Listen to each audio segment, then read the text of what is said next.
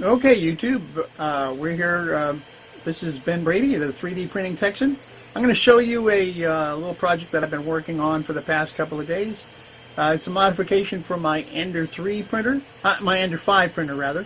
And one of the problems that I've had with the printer is the magnetic build surface is kind of a pain in the butt to put back on in the right place easily.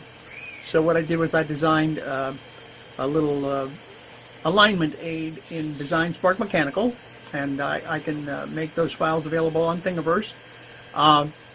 And basically what it allows you to do is put the magnetic build surface back onto the printer very easily.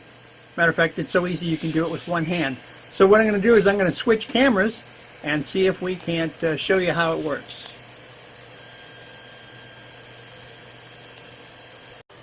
Alright, now this is my Ender 5 printer. And as you can see, what we have here is the bed with my little modification here, the alignment aid. It's just a little print. Actually, it's about an 8-hour print. I've integrated a bed strain relief right here.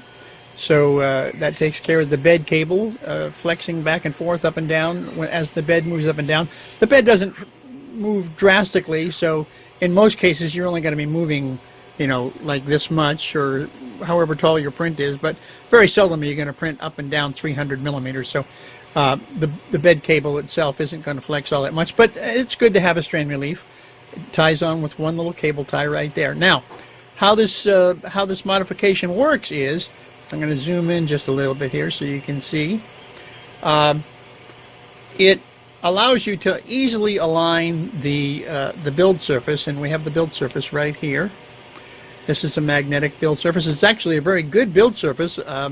I've been printing on this printer almost non-stop since I got it, and I've yet to have a failed print.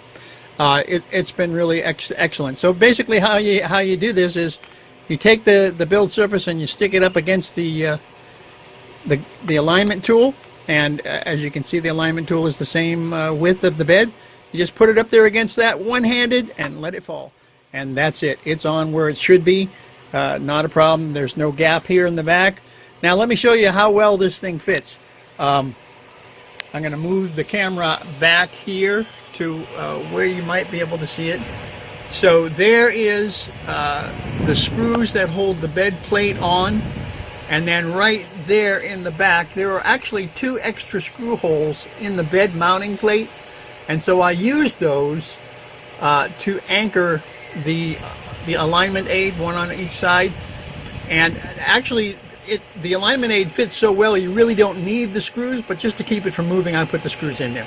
So anyhow, I just figured I'd pop on and show you what I've been up to. Here's a little trick for your Ender 5 to make it a little easier to use. To go along with the little USB cable fastener to keep the cable from popping out while you're using the printer with Octoprint. Alright, so that's it for now. I'm Ben Brady, the 3D Printing Texan.